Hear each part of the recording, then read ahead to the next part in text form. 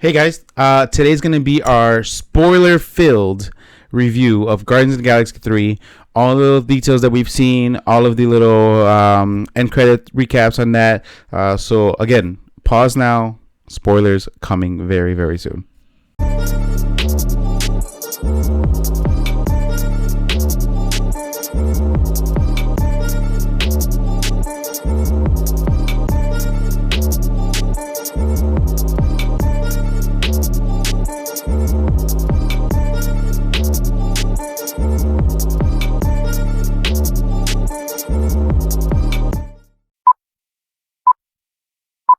What is up, everybody? Welcome back to Till the End of the Line podcast. I am, and always will be, your boy Juan G, here with the rocket to my Star-Lord. Kika T. That's right.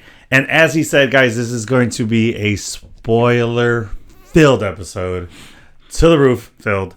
We have a lot to talk about, a lot of good Easter eggs we got. We got a lot of good insights onto certain things that happen.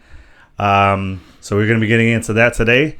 Hopefully you guys have seen it. If you guys have not seen it, please pause now and wait till you see the movie. We don't want to be the guys that spoil it for you because this is a phenomenal film. And you don't want anything spoiled. It's been a week, guys. It's been a week. So we waited. We did. Normally we hop right on it. But this time, this movie was, had a lot of meaning to it. So we definitely wanted to give it some time for you guys to watch it. But first we want to give a shout out again to Raw Comics. Right there. So if you guys are in the Chicagoland area, please check these guys out. They're a phenomenal spot. I've already been in there a bunch of times. They are located at 2512 West 47th Street, Chicago, Illinois 60632. The owners are Gabriel and Monica. Great people. They have a lot of good Funko Pops. Actually, let me grab him. I just bought Blade over there. Let's see. There he is. Looking dope. Bought him over there. They got a nice selection of Funko Pops. Funko Pops there. They also have a lot of good collectibles. Mm-hmm. They actually have the set of McDonald's Funko Pops. Oh, and they sell them as the set. It's all the old mascots that we grew up with. Yeah, Hamburger, Grimace, and all of them. They have the set and they sell it as a set. Yeah, they have a really good selection of DC comics there. Nice. Some nice comics, and then they have a lot of good Marvel comics, and then they have a really good selection of independent comics. Nice. They have a lot of good stuff there, and they also do comic grading. There. Oh, I didn't know that. Yeah, they send it out there. I have the. Actually, I have it on my photos. We'll get to it later. Yeah, we'll get to that later. But they do grading there, and they have specific pricing for different amounts. So, like if you want to send multiple in, you can do that with them. And they also have a website. Their website is rawcomics-chicago.myshopify.com. So go to their website. You can order online. They have plenty of promos and stuff like that going on. So yeah, please check them out, guys. They're a great spot.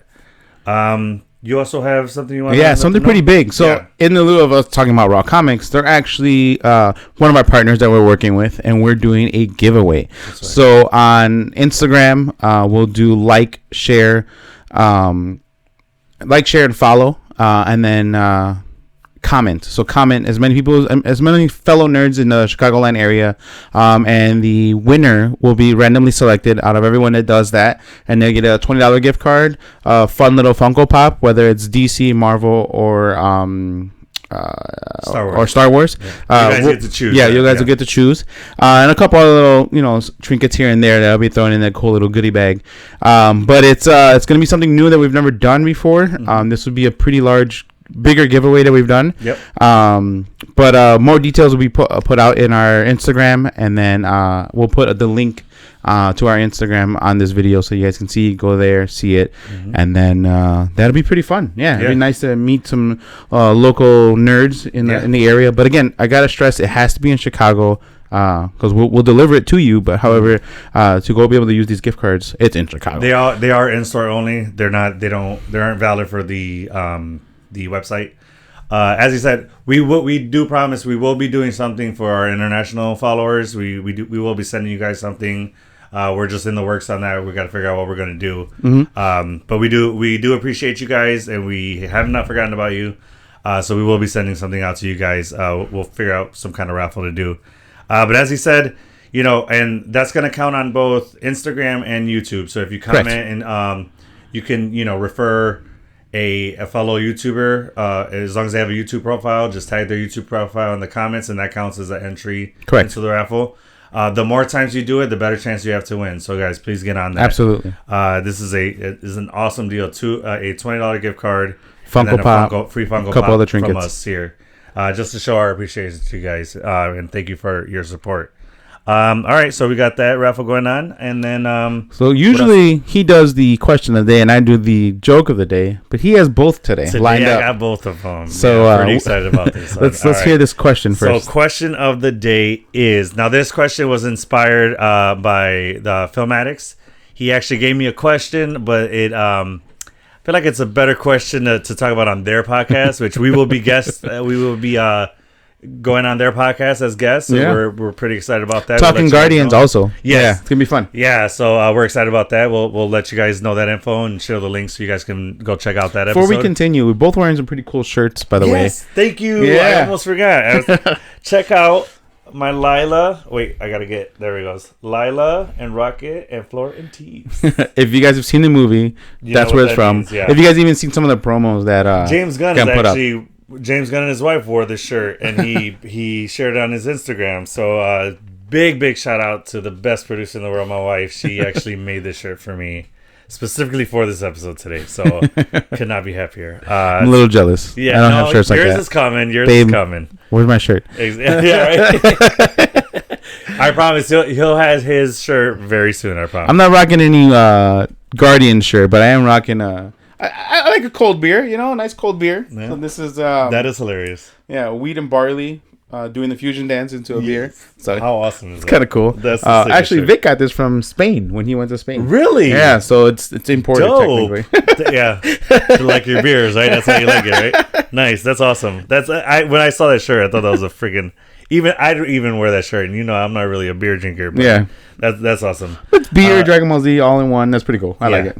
So his question inspired this question. So we all know a lot of the superheroes have to do a wardrobe change into their suits, which we saw in Age of Ultron. We saw them all getting geared up to fight Ultron. My question is, who do you think has the longest change time or suiting up time of the superheroes? All of them? Of all of them. The ones that you can think of. Who do you think has the longest time to suit up? Or takes the longest time to suit up? It could be either the longest? Well, we know who the fastest is. Who do you think takes the longest? Superman and Flash. Obviously. Are the fastest, without a doubt. And Quicksilver. Obvious. Obvious. Man. Who do you think? Who do you think has just the most to put on? Iron Man, I feel like is fairly fast, especially with the nanotech. That's correct. Super quick. Yeah, and so even Spider-Man, it's not long, but he struggles to put it on. But then once he has it on, he hits the button and. Well, I mean, to be fair, he also wears his suit underneath his clothes. Well, not Tom Holland, but other ones have. Well, when he grows up. Well, as an adult, he starts wearing it underneath his clothes. True. He only didn't do that, I think, because of school. Yeah. You know what I mean? He didn't want to accidentally, somebody to see it underneath his clothes. And plus, he has gym and all that. Yeah, true. It'd be hard to hide that. That's true. So, I feel like whoever it is, I got my answer. It's Deadpool. They even had that little promo for Deadpool 2 where somebody's getting mugged in the alley. Wasn't it Stan Lee getting mugged? Something like that. And then he's trying to change into the Deadpool suit in the telephone booth. And we see his bare ass up against up against the window and stuff. So I'm going to go with Deadpool because that's a pretty skin tight suit he's wearing. And I was thinking even Captain America, those boots have a lot of laces. And there's no, you got to unloosen them, put your foot in, step in. Yeah, there's no wearing those boots loose laced because he'd be useless. Yeah, absolutely. So you think Cap and anyone that has tactical gear that they have to put on. So all of the assassins or the superhuman peak human ability. How long do you think it takes Black Widow to suit up? I mean, it's a pretty tight suit she wears. That's what I'm saying. I think that's the I've seen my girl put her jeans on, and I know, like, they're tight fit, you know? Right. So imagine doing full body, like... And then zip up. Exactly. And then put on all the attachments and her, you know what I mean? Yeah. I think that's the key factor, is that it's full suits and it's skin tight is the factor that causes you to take long to suit up. Yeah, I agree. So anyone that's I'm going with Deadpool just because he's got the suit, and then he's got to put the swords. He's got to put all the, he's got to put the holsters on. Make sure his ammo's good. I'll go with one person that does take a long time. I would say our new Captain America, Falcon. Okay. Because he has to put the suit on, make sure that's clipped correctly, because that can't be loose if he's flying. Right. You know what I mean? You know? Imagine. Black man down. Falcon down. You ever see a bird die midair? Yeah. That's exactly how it'd be. Oh, God. That's horrible. It's horrible. You brought it up, sir. Well, yeah. I didn't want him to die. Like, no, I'm saying that's how it would look. It would look the exact same way as when the they bird get shot dying. in the air. Yeah, exactly. So someone's playing Duck Hunt. Hilarious. No, I think because especially now he has a shield too. So he has the shield. He still has the boots. Well, to be fair, the suit, the shield looks fairly. What is it? Magnetic, right? Kind of like Age of Ultron shield. Yeah. So that's fairly easy. Well, because it's vibranium. It's not. And then the wings are vibranium too. Yes. Which I'm sure they made it knowing he'd put the shield there. Correct. So. Correct. Okay. So I say Falcon. You say Falcon, Captain America. So yeah, it's even more now with his new suit. Correct. He's got more. All right. I'm sticking with Deadpool. Deadpool. Yeah. Okay. That's pretty cool.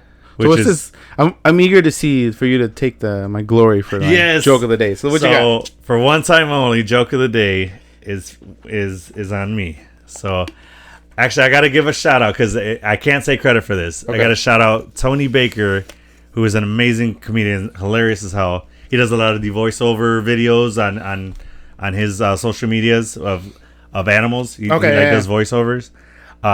He's very cat heavy, which I cry laughing at most of them. So there is a YouTube channel called Dad Jokes, which if you guys watch this, you know it's person versus person, and if you get the other person to laugh, you get a point. So this was Tony Baker's joke, and I damn near died laughing. What would King T'Challa's name be if he had asthma?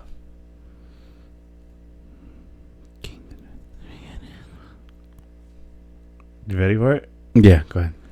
The Black Panther. That's horrible. It's not funny. It's bad. Zen. It's so bad. It's so bad it's good. Okay.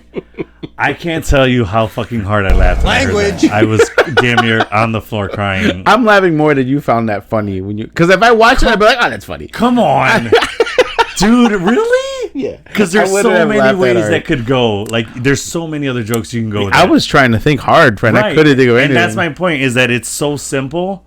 That's what makes it funnier. Yeah, that's like a bro. Yeah. I just laughed so hard at that. That was funny. So. And I think it might have helped that I just watched Wakanda Forever. Oh, did you? Oh, okay, cool. Like the night before I watched that movie. Yeah, and then I saw that joke. I'm like, my phone's listening to me. That's hilarious. It's fucking spying on me. Probably. But yeah, so thank you for letting me do joke of the day. I am very happy with that one, and I just had to get that one out. So yes, that was my joke of the day. All right, so into this spoiler-filled review. Again, guys, if you have not seen this, please pause now. We hate being the people that spoil things for you. Yeah. And this movie, probably the most like spoiler movie I've ever seen. That if you give one thing away, it's like a lot of it away. Movie. Agreed. So that's why we do not want to be those guys. So I have a couple things I want to do before we continue to get. So you got some time before these spoilers. Okay. All right. So first off, let's go with our rating, our stone ratings. Right. Okay. What are we doing? Stone for this one's 6 out of 6 stones. Very easy. Agreed. 1000%. A hard 6 stones. Yeah. Absolutely. Agreed. This film. I mean, taking aside that it's a Marvel film. Just the film itself, amazingly written, phenomenal cast, great action sequences, soundtrack again, fucking amazing. And what I love about James Gunn's movies is that the soundtracks are key to the story. Yeah. They go as far as tying into the writing. You know, but yeah, I mean, everything was just phenomenal. It closed off the story, which is what I like in my trilogies. I like for it to be well-rounded and close off the story. Yeah. While now I didn't, seal it to where nothing can happen after this for them, which we'll get into, but it closed off this group of Guardians that we know. It closed off their story. But like I said, it didn't shut it completely to where we can never see them again, or a story can't develop from this. I like how you tiptoed around that. Yeah, cool. You like that, right? Yeah. I worked on that. So yeah, because again, spoilers, people. Seriously, yeah. All right, the spoilers are about to happen now, so you've been warned. Almost. All right. Sorry, so we got that right. Yeah. So I'm gonna go with Six Tones too. Okay. I'm right with you. Hit every level of emotion you can hit. Happy, sad, just sometimes pure, all at once. all of it at once. That just you're trying to cry and laugh at the same time. It doesn't make sense. One eye's crying, one eye's laughing. There's no rhyme or reason to it. Yeah. Honestly, beautifully written movie. Everyone. To have still as many strong actors as they had in all these movies, like Avenger level movies. Yeah. This is like another smaller Avenger level movie as far I would as like say cast it's a smaller scale, yeah. Yeah, but it still has a lot of great actors in it. Absolutely. You know what I mean? Absolutely. So James Gunn's brother, Sean Gunn, and then who also did the motion capture for Rocket. Correct. If you didn't know that. Yeah. For as I know it, all of the films that Rocket's in, he was the one doing the motion capture for Correct. it. Absolutely. So, yeah. Yep. And then Bradley Cooper voicing Rocket. Correct. And then we have Chris Pratt, Dave Bautista, Vin Diesel doing the Groot voice, which is not much work, but whatever. And then we have Nebula, Mantis, the High Evolutionary, who arguably, I don't want to butcher his name. Do you want to try to say his name? I got it. It's Chukwudi Iwuji. Yeah. So I think he is top tier villain. Absolutely. One Hands of down. Top 3 villains. Hands down. So it's I would think, honestly, I would kind of put him up there as the highest as far as like vicious, because he has zero empathy. No, he treats these animals and these beings as if they're inanimate objects. Yeah. He treats them the way we would a sheet of paper. Correct. You know Absolutely. what I mean? Like he even had a joke saying like he realized the part or he realized when in the script that he would be going to hell for doing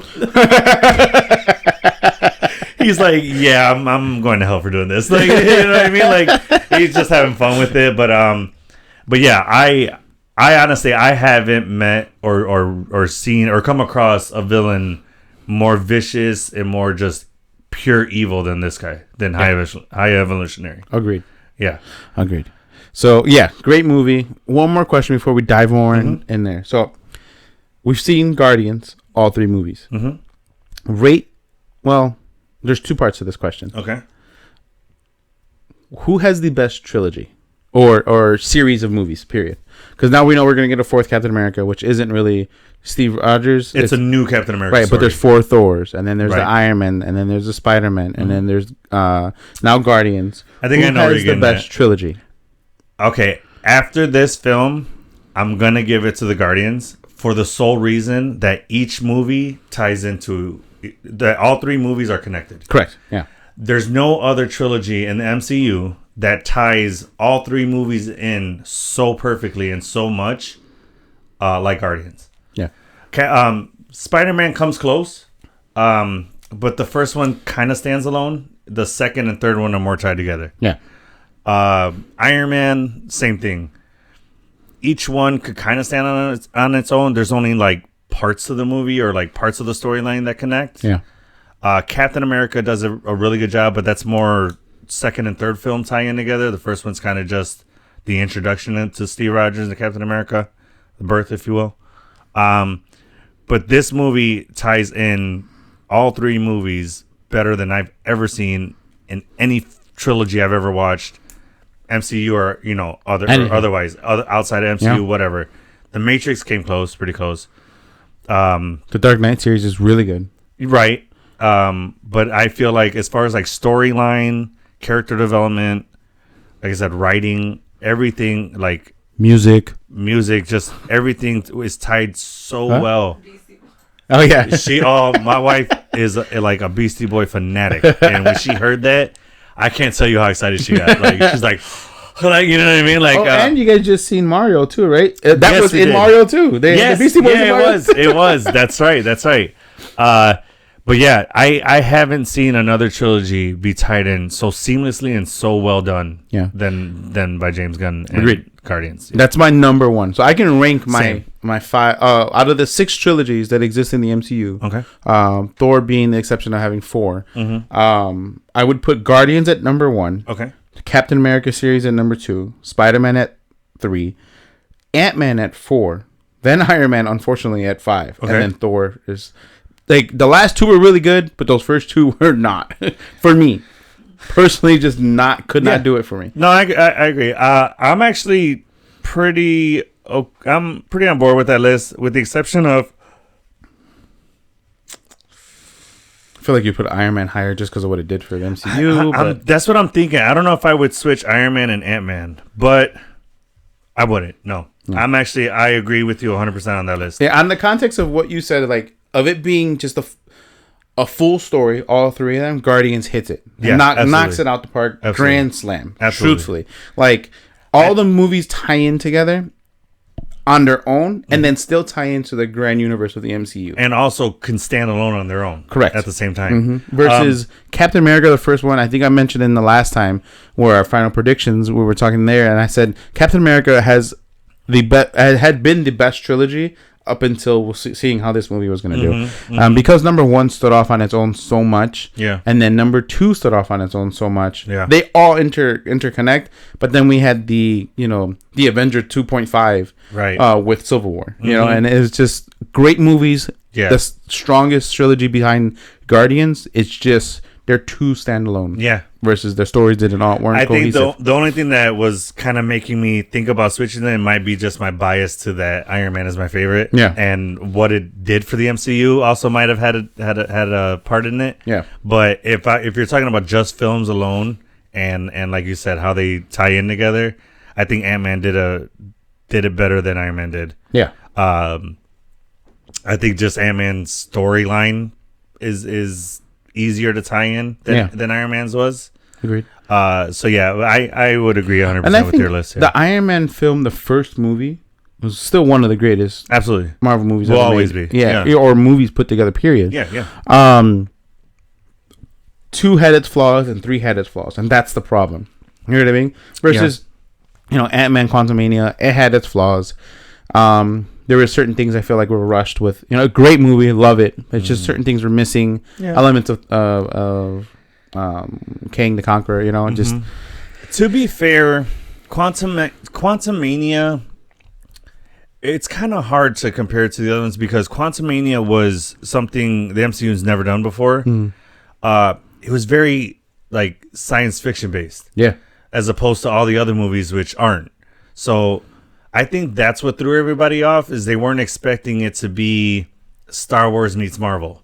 You know what I mean? It was they weren't expecting the whole sci-fi element to be that heavy in it. And I think that's what kind of rubbed people the wrong way a little bit is they weren't prepared for that. And I think that's the only bad thing about it is that people didn't understand what it was and what the story was trying to tell. Yeah. I think once you get past that part, you could really appreciate that film. Yeah. It's a good movie. For what it is. A real good movie, yeah. It is. We ranked them both 5, right? We both gave it 5. Absolutely, yeah. So. All right. So, yeah. So, those are my 2 things, the Stone ratings and then the ratings for the... Okay. So, then, let's just get right into it. The one thing I did want to say is what I'm noticing lately, and I don't know why I'm noticing it now, maybe just because I'm starting to see more projects, but Disney loves hallway scenes. Yeah. Have you noticed that? Yeah, they do. Mandalorian, we got hallway scenes. Star Wars, we get hallway scenes. That fight with Qui-Gon, Obi, and Darth Maul. Yeah. That was one of the sickest freaking hallway scenes I've seen. Agreed, yeah. And then they kind of... I feel like they gave an homage to that in Mandalorian, where he's doing it in like stages. Oh, yeah. Kind of feel like they were like homaging to that. You know what I mean? And then we have, which what I will say is one of the top ones I've ever seen in Guardians. The way that was shot was screaming James Gunn. Yeah. We kind of saw it in Suicide Squad. Yep. I love his camera angle work. The only one I think comes close to that is Zack Snyder, because Zack Snyder was a cameraman, so he's got that. I didn't know that. Yeah, so he's got that kind of edge on it. Mm-hmm. If you watch his films, he gets some sick shots. But James Gunn has a great way of getting a really cool shot, but it have meaning behind it, and it showing you that shot for a specific reason. Yeah. It's not just because it looks cool. It's like so that it's easier transition into something else, or like if you go back to that hallway scene where they're fighting all the guys, not only are each member working together cohesively, but they're doing it and their position in those in their where they are for specific reasons. Yeah. Because each one can do a certain thing. Correct. Like Rocket, he climbs up on Groot to get a higher angle on to get the higher ground. Yeah. And then he jumps off of him to get, other guys. Yeah. Star-Lord comes in underneath, gets some. Does the little spinning situation. Then you got the agile Gamora bouncing around. She's able to get to the areas the other guys can't. Yeah. And Groot's there for the brute force. You know what I mean? It's like the way they were working together is some of the best choreography I've ever fucking seen in a film. Yeah, I agree. Like, it was hands down. Like, it was rivalry. So I put it top 5. No, really? Rivalry. What? As far as like the choreography of that scene and the action sequence of it, like the way that the camera angle was working in tandem with their choreography, it was like up there with John Wick. The way that John Wick was shot. There's 2 scenes in particular from the same series that are top tier. I don't think anything could ever beat them. Okay, what are those? The very first hallway scene we see in Daredevil. Yes, when the door comes down, he's coming in and out of rooms. Absolutely, you feel the music. It like you can hear like the light fizzing in his ear from like his head being shooken around. Mm-hmm. Like you can feel the energy and see him like the light dimmens when he like gets tired and then it brightens up again when he's ready to fight. Like you see his fatigue. Like we feel his fatigue. Yeah, through everything else going on in the set. Did you like the shot where they're following him down the stairs, but then we go into the hallway while he's finishing up in there, and then we see him walk out? That shit was sick for me. I love that part. Second one, same series, the Punisher scene when he wrecks all the inmates. Yes. Yeah, dude. Bonkers, dude. Yes. Just blood, gore, just full chub on that one. I went full chub on that one, and I am not embarrassed to admit it. I was super pumped when I saw that. Creepy, that was no.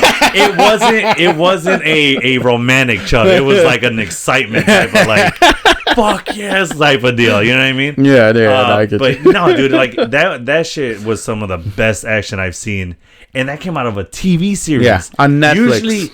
Usually you don't get that unless you go to a big blockbuster movie. Yeah.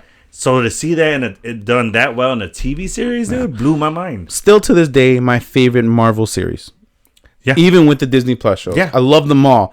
There's some that are really close. Dude, those hit different. Honestly, the way that those shot, that we were able to see a little bit of the darker side of Marvel. Yeah. Which I feel like we need. You know, a lot of it's kind of fluffed up for kids and stuff like that. And for PG-13, Yeah, we get that, but us as adults, we kind of want to see that gore sometimes. You know what I mean? We want to get that dark, seedy time because we know there are parts of Marvel that are more on the dark and seedy parts of the world, and they deal with more threats that are darker. And correct. Jessica Jones deals with one of the darkest in Kilgrave. Oh yeah. So to see those, it scratched that itch that we as adult men have to see that gore in action. That we usually get from DC, but we get to see it in Marvel, which is a nice refresher. You know what I mean? Agreed. So yeah, I agree 1000%. Those two are definitely in the top 2. It's gonna be really hard to dethrone those. Those are in the top for me for sure, absolutely, and probably will stay there. I don't see anything knocking them down. But I have to add John Wick into my top 5. Yeah, for sure. Okay, so. We already touched on it.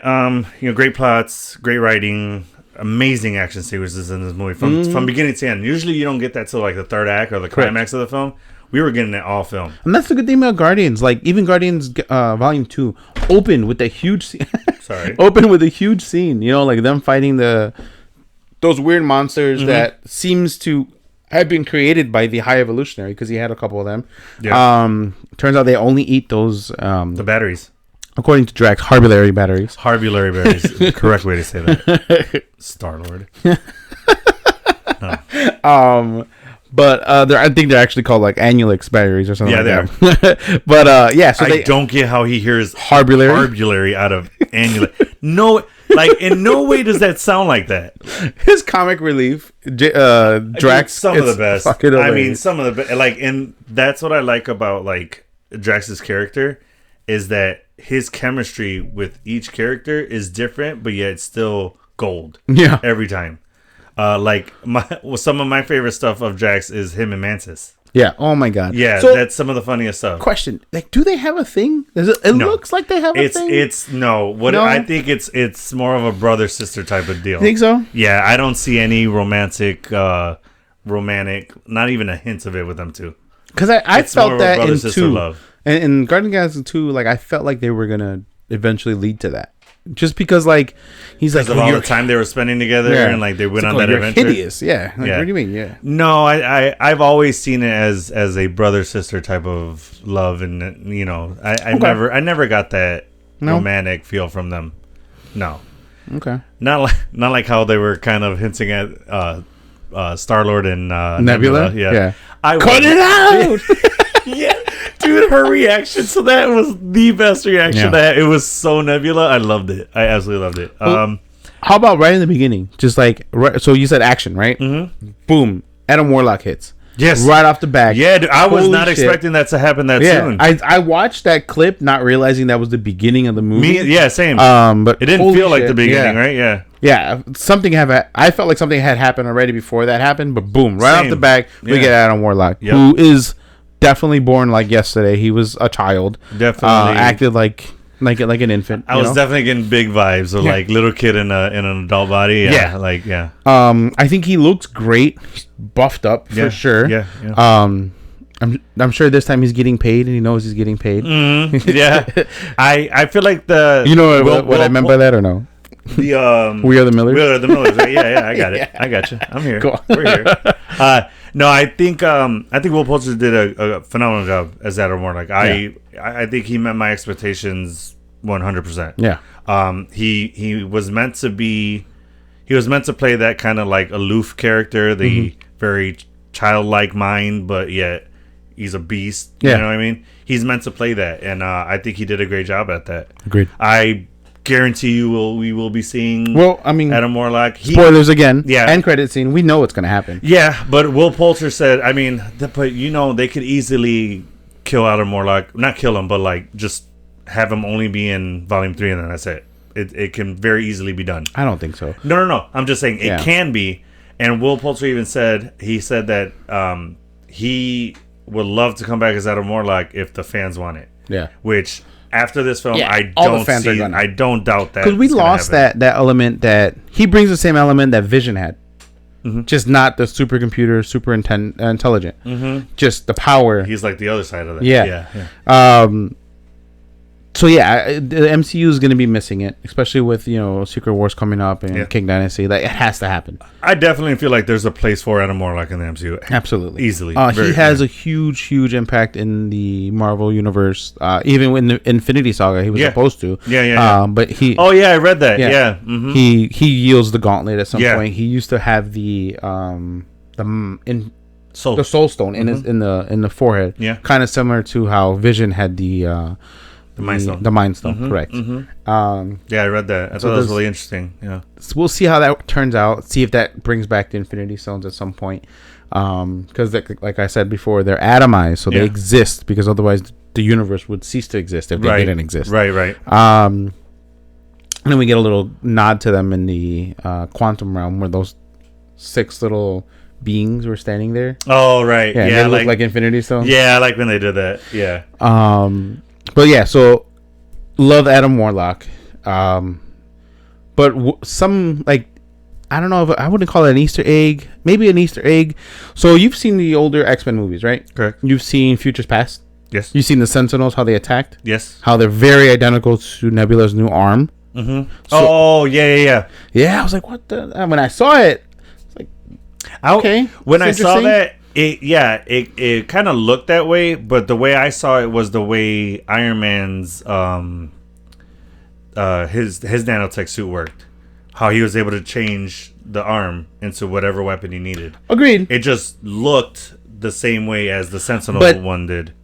It released the blast the same way they released the blast. Correct. It turned into the maybe that was an Easter egg for X-Men. Yeah. Maybe the Sentinels exist. Maybe that's how Rocket got the inspiration for that tech. Yeah. I think it's a nod to their coming. For sure. If it's at the very least, it's an homage to that film. Yeah. Okay. I think. And then what else?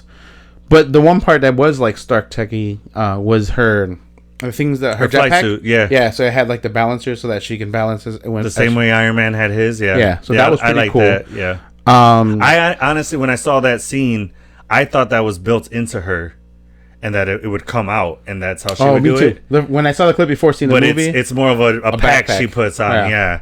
That was pretty cool. Yeah, agreed. I do want to talk a little bit about the more emotional side of the movie. Yeah. I felt like it had a very powerful emotional scenes in this film, as it should. Yeah. And I'm really happy with the way they went about it, because it's very easy to just give an powerful emotional scene or whatever, or story. Mm-hmm. But the way it was told, I thought was really well done. Well, yeah, with Rocket getting injured and then being out most of the movie. Truthfully. Well, the whole movie is them just trying to save his life. Well, yeah. So I thought it was interesting. I wasn't expecting that part. Yeah. I thought that was going to happen towards the end. Yeah. We were right in assuming that he was reacting to Rocket. Yeah. We said it was either Rocket or Mantis, right? Is what we said. Or you said it may also be Gamora, I think is what you said. Been, yeah. It was one of those three people. We were kind of right when we said somebody was going to die. Technically, Rocket pulled a Tony Stark and died. Yeah. And it was just brought back to life. Correct. So we were kind of right. But I did just want to, just touch on that this movie has some phenomenal emotion to it. Agreed. Storytelling. I'm not usually a fan of this, but I really liked that Rocket's story was told through flashbacks. This is the first time it's done almost perfect. Yeah, I agreed. Because it's normally told through like storytelling, and that's where I'm not really that big of a fan of it. But when it's told like the way they did it was, it's as if we are Rocket, we're just remembering while we're unconscious his past. Well, because like if you notice, something dramatic always happened, then it turned to his life on the line, then it flipped to him. So it almost showed as if he was fighting for his life emotionally, because it was him getting to the gates, to the gates of heaven for him to go. Where he met up with again Lila and and Florentine.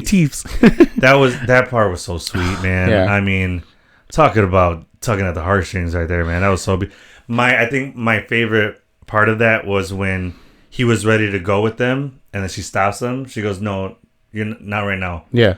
She's like, "Your story's not done yet. Your story's not done yet. You need it better than just floodgates open." You know what I mean? It's just like quite a few times in the movie. Yeah, dude. It's just like, and that's what I'm talking about. When you're what I like is when you're giving us an emotional scene, but not just the sake of emotions. It has to, like, you're giving me emotions because of the story, and it ties into it. Yeah. And it's for the sake of the story, not just the sake, just to get tears. Yeah. You know what I mean?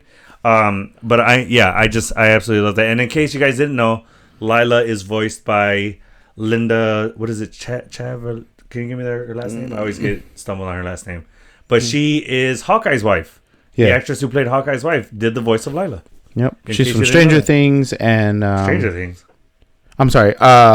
Freaks and Geeks. And James Gunn and her work together. They're in the Scooby-Doo movies also. James Gunn was on that? Yeah. I didn't know that. What? Let me see. That's wild. Where is she? Linda Cardellini. There we go. Yeah. Cardellini. Okay. Yeah. I always stumble on her last name. She did Grandma's Boy. She was great in that one. Oh, yeah. Loved her in that one. So yeah, I really liked the way that was told, which surprised me because I normally am not really a fan of flashbacks. Yeah. And I absolutely freaking hate when they start with the end of the story in the beginning of the movie, and then we work backwards. I freaking hate that. Why? So much. Me and my brother, God rest his soul, he hated those movies. Like he wouldn't even if that's how the movie started, he would literally turn it off. He's like, no, I'm not doing this. I don't. Why?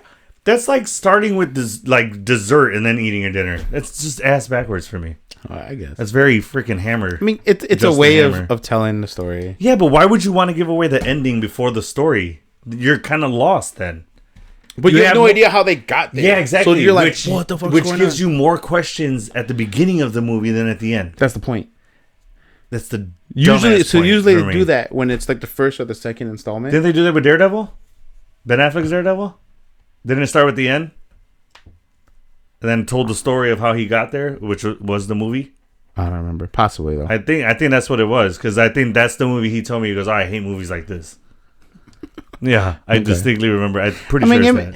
There's some people enjoy it. I get why they do it. And I'm not trying to yuck your yum by any means. I mean, necessary. It's not my preferred method of watching a movie. You know what I mean? It's just my preference. I hate that kind of storytelling. Yeah, I don't like you to give up the end of the story, because that build up sometimes is the best part of the movie. Yeah, is seeing what's gonna happen at the end. Like I get you. You know, you're theorying of like, oh, this is gonna end like this. They reveal so much more at the end. It's a total flop when what they start with is exactly how it ends. You're like, oh, well, what the fuck, you know? Yeah, I get you. And maybe that's the reason I don't like it, is because I've seen too many that do that. Yeah, so maybe that put a bad taste in my mouth. I don't know, but that's just me, guys. Please do not attack me in the comments. That's just my opinion. Just to reiterate about the James Gunn working with Lila. Oh, yes. So he was Linda Cardellini. Lila. She's Lila from now on. Not even Miss Martin. She's always and forever.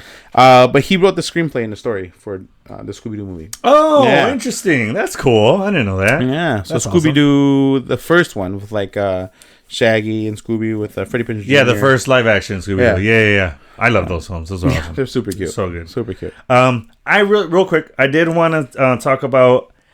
We were all expecting great things from Zoe Saldana again as Gamora. Yeah.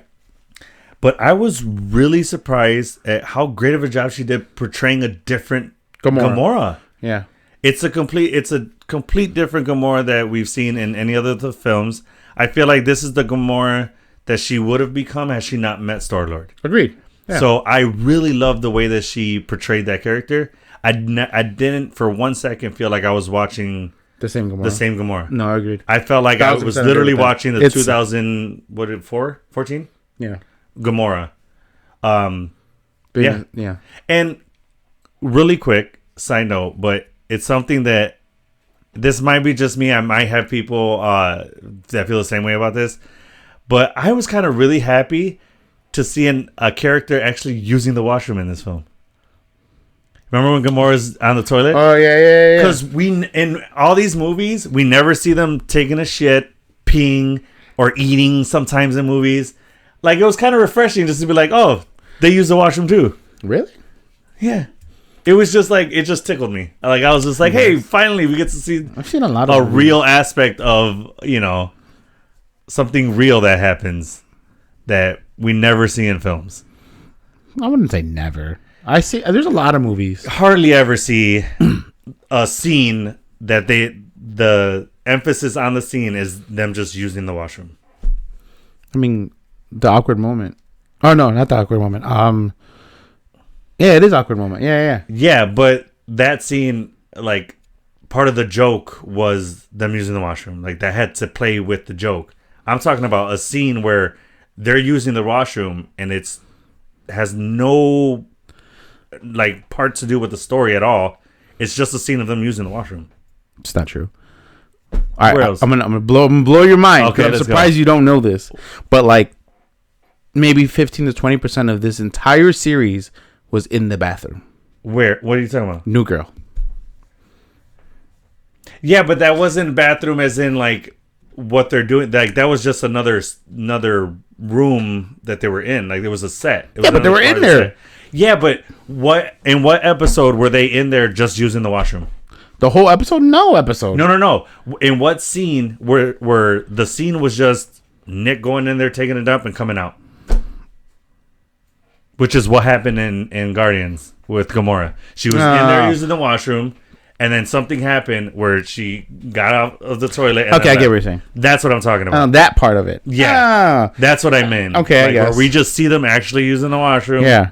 We never see everyone else do. Tony have to take. Well, I mean, I guess he probably just pisses or shits in his suit. Well, we did see him pee in his Iron Man suit in Iron Man 2. That's right. Which he did it on purpose, but because he was drunk as shit too. But yeah, no, like I said, it's something that like is always in my mind. Like, why is it we never see them use the washroom or eat or you know what I mean? Like, they're 2 hours and we never see this once.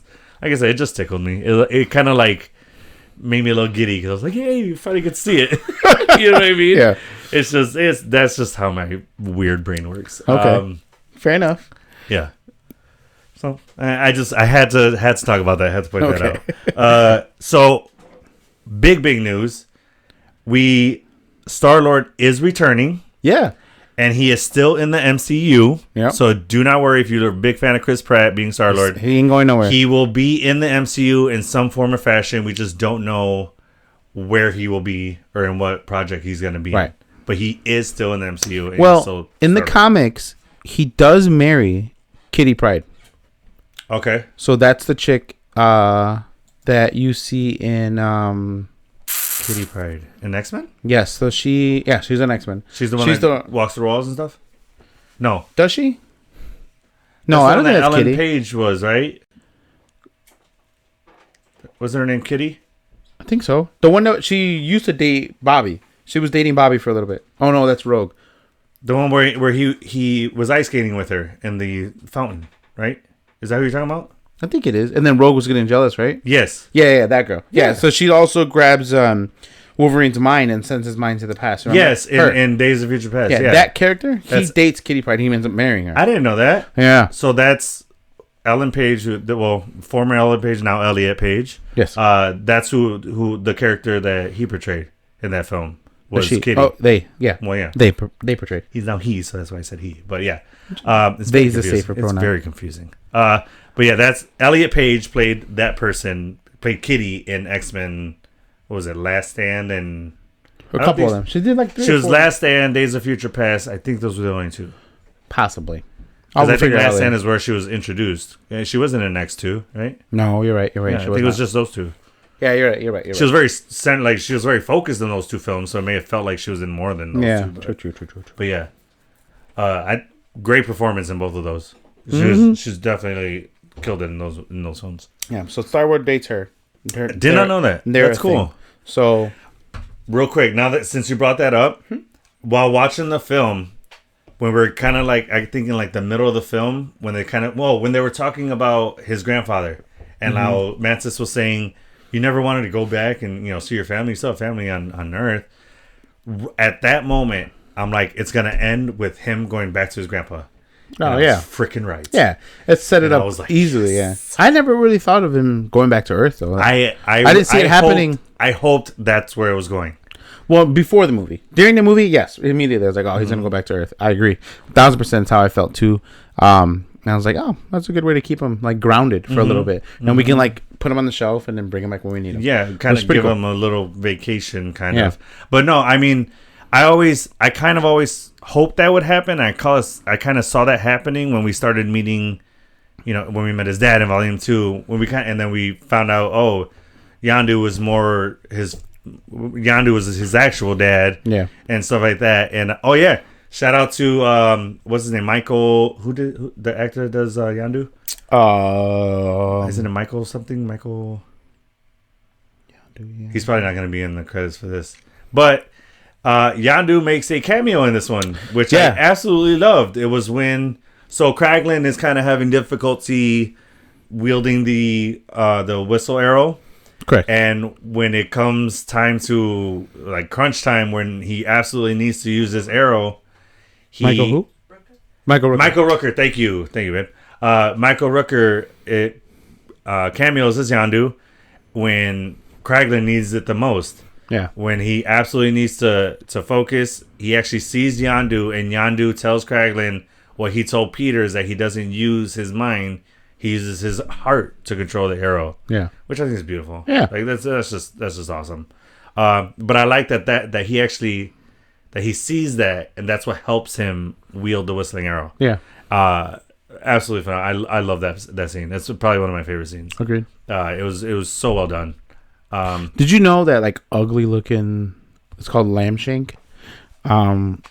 Mantis opens the door and like this deformed thing comes out. And like, it's like wobbling. I think it started by you. Yeah. It was something behind you. Yeah. That was voiced by James Gunn. Really? Yeah. The weird noises he was making. That doesn't surprise me at all. Did you know Michael Rosenbaum, who you guys might know as Lex on Smallville, was Martin X, the all diamond guy? Oh yeah, that was him. Yeah. That was him. Yeah, and then Miley Cyrus was that voice on the head. Miley Cyrus was the head? Yeah, get out of here. Yeah, that's Miley Cyrus. Are you serious? I didn't know that. Yeah. What that's cool. I didn't know that.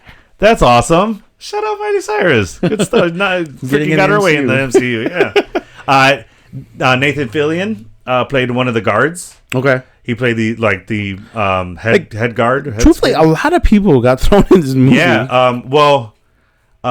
The actress that played his daughter in Castle, she was one of the Ravagers. Oh, I didn't know that. She's also guest starred on his current show, The Rookie. It's been known for, it's well known that Nathan Fillion and James Gunn are actually really close friends. Yeah. They've done a lot of projects together, so I wasn't surprised to see him in this at all. And then, as you know, James Gunn's wife was in the film.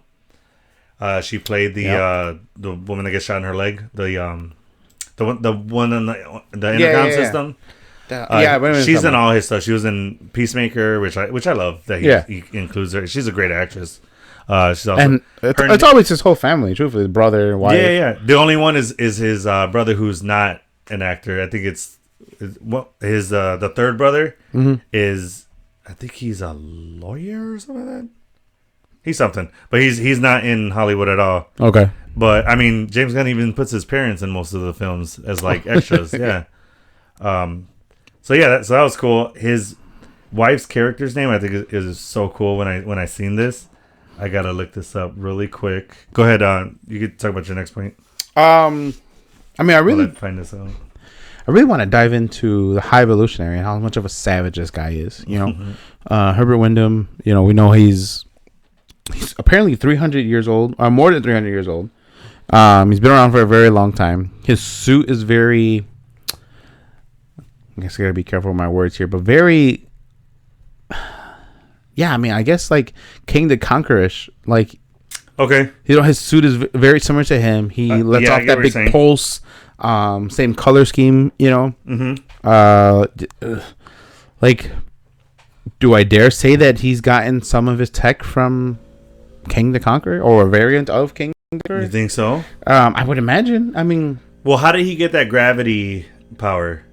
I mean, he's first off, he's a brilliant scientist, right? So is that how he got it, or was it part of his evolution?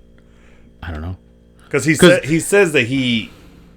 No, I think he got that through science. I think he figured out how to give himself that ability through science. I think if I'm remembering correctly. But I mean, he's extremely powerful. Because he's very, very smart. Okay. Really quick. So I found it.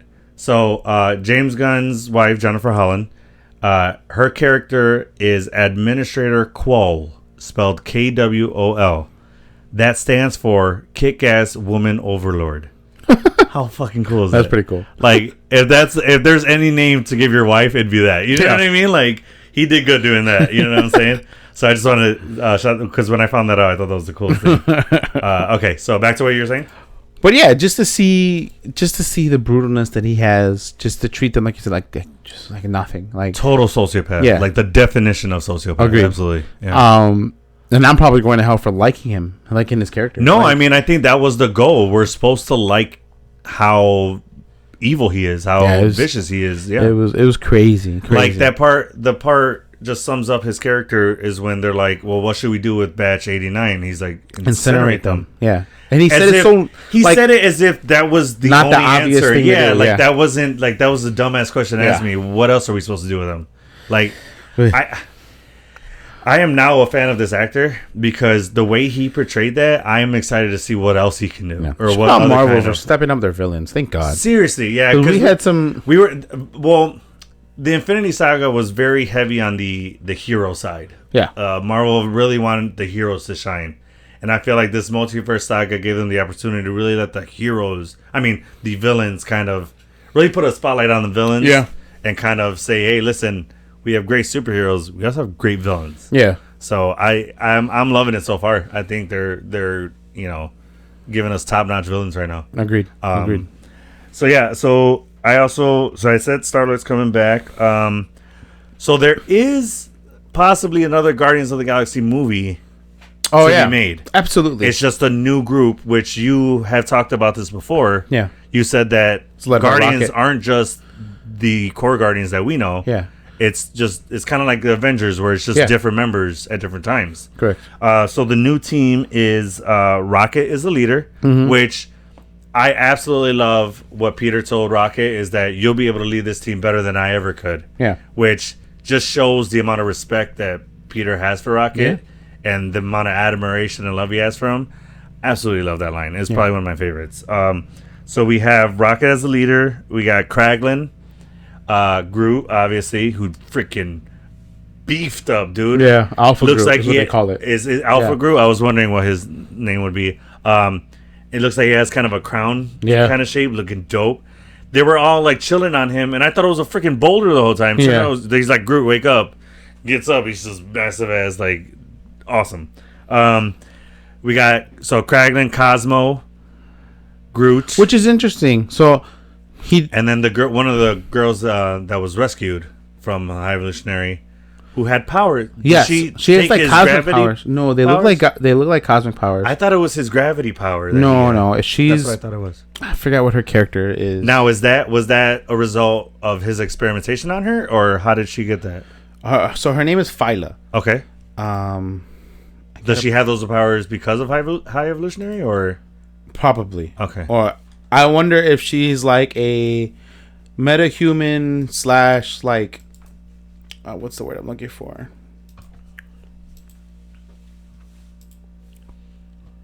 Real quick while you're figuring that out. So rewatching the movie Volume 1 and 2 before 3 came out, I noticed that when they got arrested, Rocket, a known associate of Rocket was Lila. Yeah. In the first movie, right? Yeah. Here's my question. How was she a known associate of his when she died before escaping? So how does anybody else know about Lila? So the High Evolutionaries never stopped looking for him.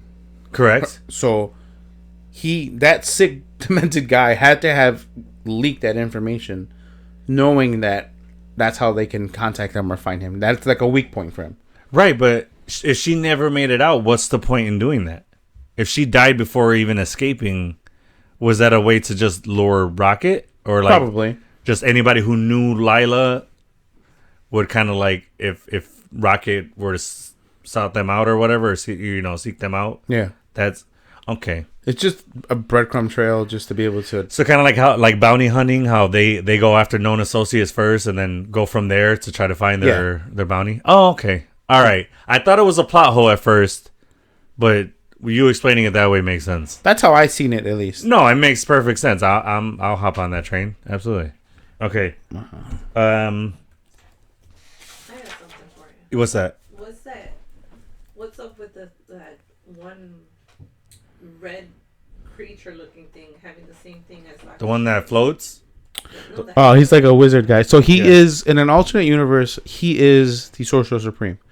So his variant is here with us, and it looks like on his chest he had like an Eye of Agamotto, but it was the Ravager's patch, and then he had like a green stone in the middle of it. So I doubt it's the Infinity Stone or the Time Stone, right? But it would be another version of the Eye of Agamotto. But he is a part of those people, right? Yeah, he's a Ravager. But he learned what kind of magic is that? Doctor Strange's magic. What kind is that? Aldrich magic. Yes. Yeah. He learned Aldrich magic through like there or I'm not sure. So we don't know if he could be a variant. Mm-hmm. So our variant of whatever he is in another universe. Or maybe just learned Aldrich magic on another planet. Correct. Assumingly. Yeah. Well, other people that have known it or yeah. So but it is he for sure is using the same magic that Doctor Strange uses. Yeah, it looks exactly like it. And he seems to have some version of an Eye of Agamotto look in the shape of the Ravager patch. I love that he uses the Aldrich magic to speak.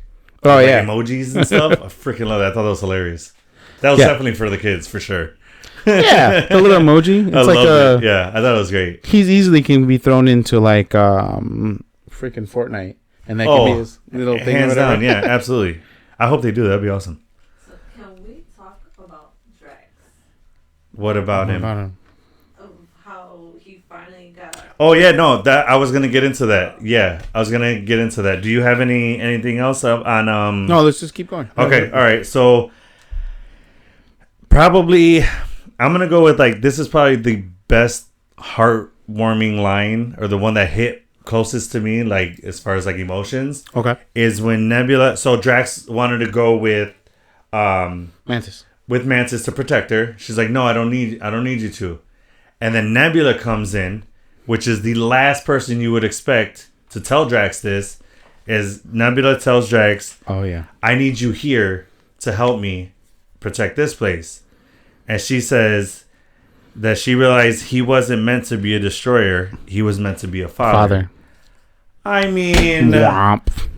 Yeah, I'm going to tear up right now. Dude, seriously, I'm getting emotional now just thinking about that. Me as a father, dude, that's literally the best thing I've ever done in my life is being a dad. And for her to say that, and we know the journey he's gone through this entire franchise has been avenging the death of his wife and daughter. So, for her to say that, and then for it to come from Nebula, the most heartless person on the Guardians, who hates her father, for her to recognize, that scene where he was the only one that actually can communicate with the kids, and that he got them to calm down and communicated with them and help rescue them. If it wasn't Drax, they would have died or they wouldn't have been able to.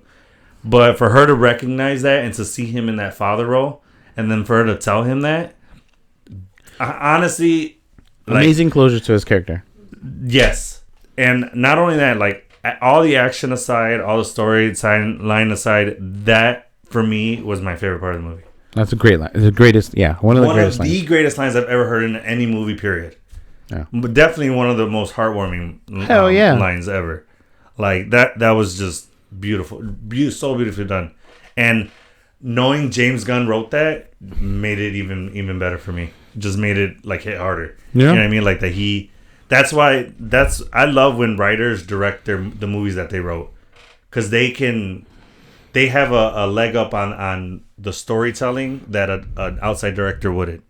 You know what I mean? Because you can only read something and interpret it so far, or in so many ways. But the person that wrote it has a vision of how they want that told, that an outside director wouldn't be able to give. Agreed. So that's why I love watching films that the writers directed. Correct. And I think that's why I'm going to go on record right now and saying James Gunn is my favorite director of all time. Really? James Cameron aside, you can get the hell out of here. James Gunn does it on all aspects for me. What's the deal with? Do you have to be named James to be a great director? What's going on here? Maybe. You know I mean, is that the key? I'm not complaining. You know what I mean? That's honestly, the key. You have to be named James. Yeah, he's arguably one of the greatest directors ever to live. I mean, the stats speak for themselves. Yeah, he's got one of the highest ratings on Rotten Tomatoes for all his movies. Every single one of his movies. Well, agreed. Suicide Squad ranked or did the highest numbers on Rotten Tomatoes they've ever seen. Yeah, damn near perfect.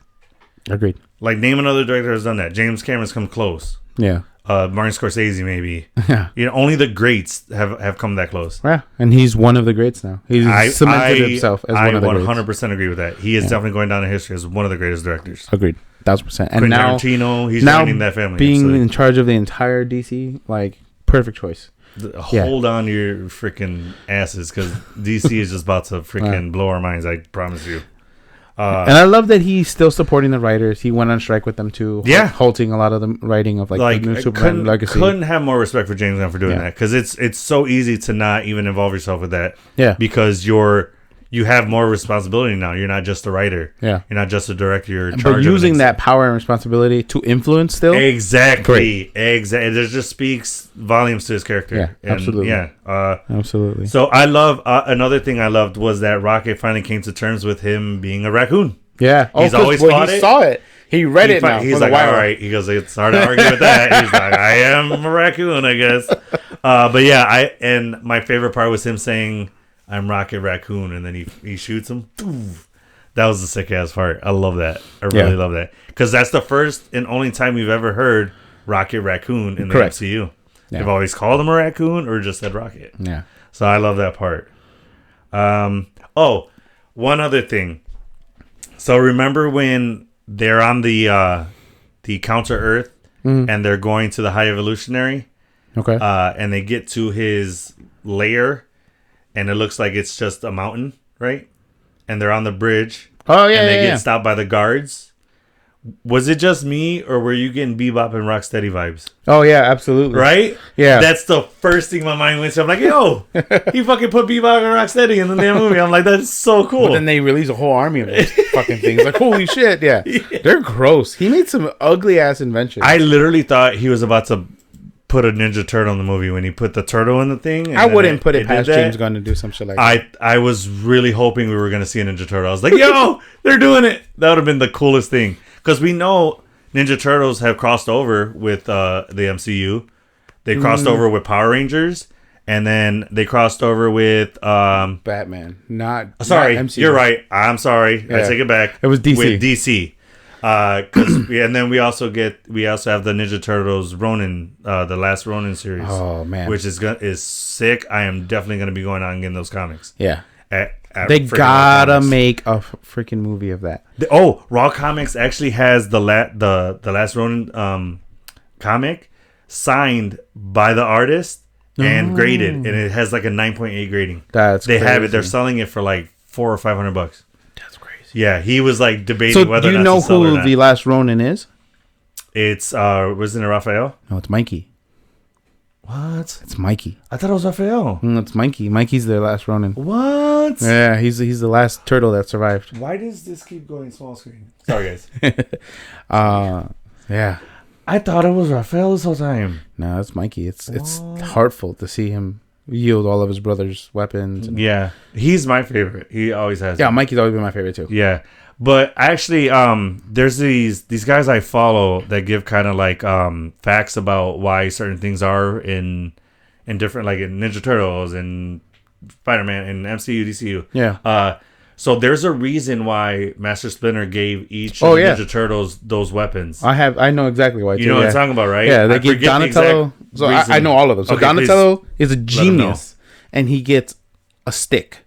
Yes. So because of his imagination and his intelligence, he can do knows wonders how to use with a stick. Yeah, he'll know the best ways to use the staff. Yeah, because of how intelligent he is.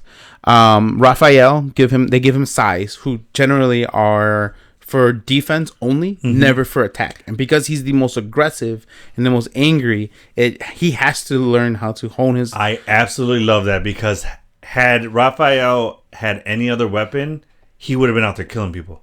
Yeah. And Master Splinter recognized that, and I think that's why Master Splinter will go down as probably one of the greatest teachers of all time. Absolutely. For that fucking reason alone. Yeah. Like, he knew what type of weapon to give him. Because he could have easily just be like, here, pick a weapon. Right. You know what I mean? And then Leonardo... But the weapons being part of their training? Yeah. What? Yeah. That's some next level shit right there, man. Yeah. So Leonardo... I can finish them off. Yes, please. Sorry. So, no, you're good. So, Leonardo gets the katanas. And he gets the katanas because he's a natural born leader that is a very strong and just powerful character. But he could also kill people with it, and because of his gentleness and still being a leader, he knows when to strike the final blow and how to do it, and he can use a deadly blade with caution and without deadly force. Yeah. Right. And then Michelangelo, which is why I like him so much, because he's a scatterbrain. He's fucking everywhere. Goofball, very funny ADHD. Kid. Yeah. The definition of it. Yeah. Yeah, they should sell like chewables of Mikey's face as the ADHD medicine. As for Ritalin? Yes. Him the mascot of Ritalin? That'd be awesome. Amazing. I'd have a bottle just to have it. But nunchucks, so you have to be extremely precise, and you can severely hurt yourself, or you can swing and miss and not hit your target at all with them. So it takes a lot of precision, and he has to focus hardcore. Yes. And it's really hard for him to do that as being Mikey. I think it's what helps him with his scatterbrain is that weapon helps him use that hyperactive, that ADHD part of him. It helps him control that and use that to focus in on that. And I think that's why he wills those things so fucking phenomenally. Yeah. Is because of that part of, or because he is that way. He's able to just take all that energy he has and just focus it in on those weapons. But yeah. I'm so happy that you I knew that. That you knew that, because I know it, but like I can't recite it. You know what I mean? Like, but I was right when you were saying it. I know a lot of useless facts for no reason, guys. I disagree hard. Those are not useless. Now, one fact that you have told me has ever been useless. All right, so yeah, I mean that's all I had.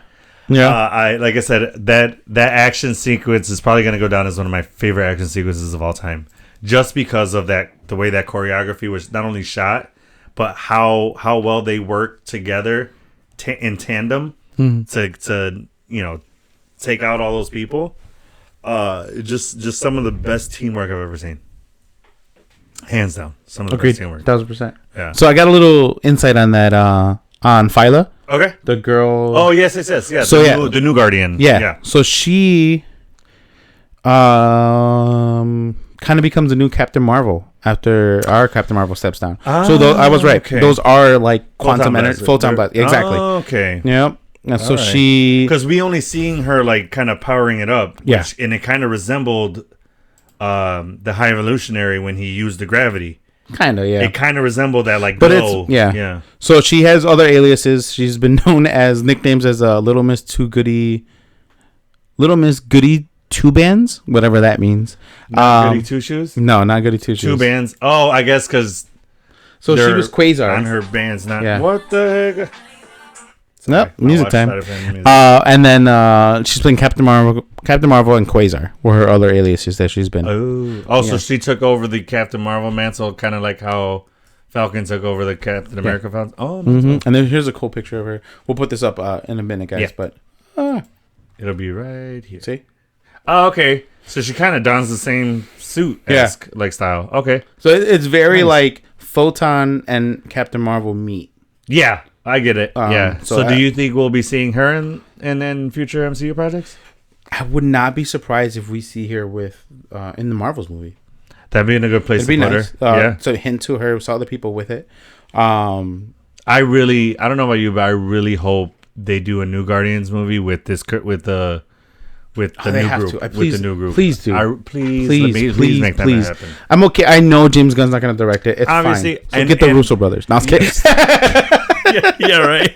If you can't get James Gunn, get the Russos. You can't go wrong. No, but I mean, as much as we praise James Gunn, I honestly feel like, especially with Marvel, they can find a director that'll do the new Guardians of the Galaxy justice. It'll be a different way of telling the story, which I think it should be because it's not the same group. Exactly. Another thing I wanted to say. I'm glad I remembered this. So at the end, we hear Groot say, "I love you guys." Oh. I saw this as, he finally learned to speak English. No, that's not the case. So I took it the other way? Yeah, the reason we understand, or the reason we hear him say, "I love you guys" in English is because we spent so much time with Groot, we now understand him. That's what I got language. Too. Yeah. So just like how Gamora finally understood him at the end of the film, we as the audience were the same way. Yeah. We understood I am Groot, what he meant as saying that. When I found that out, it filled my heart with so much joy. And I damn near like fucking jumped out of my skin, like how happy I was that they did that. Because when I first heard it, I saw it as, he learned. He spoke his real words. He finally spoke English. Because we heard it before. He said, "We are Groot." Yeah. We've heard him say, like, be able to say other words besides "I am Groot." But to find out that was the actual meaning. Us finally understanding his language. Oh, my God. The best way to end that story. Agreed. Like, come on, man. Like, that. Like I said, that was my second favorite part of the film. Absolutely. I saw it. When I saw it in the movie theaters, that's what I thought. I was like, oh, shit. Because I saw it as Gamora finally understanding him and speaking his language. So that's why I was like, oh, that's what they're interpreting for us to interpret it that I way. just saw it as her assuming that's what he said. Yeah. I didn't see it as her finally understanding him because she didn't really spend that much time with him. But I guess... I mean, but she spent some heartfelt situations, you know? Very true. So I would... How cool was that scene where it was just his head and he grew like little spider legs and was walking around with just his head? When Adam Warlock... Oh, yeah. And he generated back quick. Which was cool. So there's some reasons... There's some like theories on why he's bulkier and not slim and just tall, like how his father was. Well, a lot of people think that this is the same Groot. It's not. It's his son. It's his son. He was grown from a seed of Groot, correct? Which is how everybody's made, correct? Yeah. So I couldn't be happier with the way that the new Groot is, and how they went about telling, or how they went about the new Groot. Yeah. Well, there's a reason why he's bulky and huge and seems to be a little bit more powerful. Okay. Because he spent a lot of time around other beings that are powerful. Oh, right. Like Drax and also being around. So he absorbs energy around him so that he can grow. Yeah, I read that. So being around a hybrid, a demi-celestial, and then another celestial in Guardians 2, who are gods. Yeah, so celestial energy, being around Gamora, arguably one of the strongest women in the universe, being around Rocket, one of the most intelligent beings in the universe. So being around that group of people and then helping during Infinity War, the Infinity Cosmic snap of them, them snapping away Thanos and his people. Yeah. He's been exposed to a lot more than the original Groot, his father, has ever been around. Right. Therefore, morphing him into this new alpha giving Groot. Him more. It's the equivalent to us working out and taking like protein shakes and stuff, Agreed. Right? Yeah. It's that equivalent. Okay. Yeah. All right, that's nice. I didn't think of that. I thought it was just his body type. No. Well, yeah. Because it's his offspring, different genetics somewhat, but generally offspring kind of mirror the same. Most of the time. Like my son is skinny, just like how I was, and I would imagine he's like my kids are going to be more on the taller, skinnier side. You know, well, both of you guys are pretty. Yeah, tall, exactly. Skinny, so there's other people where they're built more stocky. Yeah. And their kids come out just like that. Yeah. It's just genetics. My kids have my big ass head. So yeah, I agree. God. Hey, you said it. I won't disagree with you, but I did not say it. No, but okay, that's awesome. But yeah, I couldn't be happier with the way that they told Groot's story. All of their stories. Groot. Yeah, great conclusion to Star-Lord, Rocket. Unfortunately, we saw Lila, and then her conclusion there right off the back, and then Teeth and Floor. Teeth, not Teeth. Teeth. Yeah, and then Read Floor. Yeah, I think Drax, this is Nebula. I think Nebula's not done. She's gonna be coming around Agreed. more. I think her being that leader at some point. I have a feeling we're gonna be seeing Nowhere again. I don't think that's the end of that. And because it's mobile now, so it's a mobile like command space station. That was cool. I love that. Yeah, loving that. So let's talk end credit scenes. Okay. What do you? I mean, so we saw Star-Lord with his family. Or what is that? Did you like the fact that he recognized Peter right away? Yeah. Or were you kind of like, well, how does that make sense? I probably looked. I mean, you know what your grandson looks like. You could tell. I don't care how many years have passed since he's seen him. And I don't care how old he is. You have a connection. Well, I would imagine he looked similar to the way his grandfather looked when he was younger. Yeah. There's certain features and structures of the face that you just can tell that that's family. Yeah. And if, like, you got to imagine that would be him coming back because, he went missing. He didn't die or they never found a body or anything. Yeah. Like, he knows that he was abducted. Yeah. Or went missing at the very least. So, I mean, just that scene, the way that was done, I was so happy with that. Okay. I think they did that the best way possible. I think that was told the best way possible. I was so happy with that part. Yeah. And then them just sitting down eating, catching up, eating cereal and shit. Eating cereal. They were talking about like something about like doing mowing some the yard lawn work or something. Yeah, somebody watching, or that he's like that they could do it themselves, but they want to something. I don't know. Yeah, I wasn't really focusing on that. I was just focusing on the grandfather, grandchild, like bonding again. Yeah. For how many years? Care less what the hell they were talking about. It's been like 35 years, something like that. I think something like that. That's crazy. Yeah. So 35 years. He was abducted when he was like 9, right, or 7. 80. I think he was like 7ish because mom died in 88 or something like that. And he was already like, I think he was like 7. Anywhere from like 7 to 9. So Star-Lord's like 45 years old ish, but like time works differently out in space and stuff like that. Agreed. I'm sure he's eating healthier versions of things, like different. Right. Yes, so correct. He ages slower. Agreed. So in reality, he's probably like the equivalent to like mid-20s. Because people usually die when they're like in their 50s or whatever. Yeah. It's like, are you gonna die soon? He's like, I'm not 50, but he's close to it if you do the math. See, because he is half celestial, I think, and Ego even said that you age half, so he kind of ages kind of like Thor then. Think so? Yeah, well, Ego said you don't age like they do, so you're gonna see loved ones die. He said that. So I think Star-Lord is actually more the equivalent to a human in their mid-20s. Probably. Realistically. I would say 30s. No, dude. Because he said you age half the... Yeah, he said that you age at half the pace or something like that. But I don't think... I think maybe Peter physically is like in his mid-20s.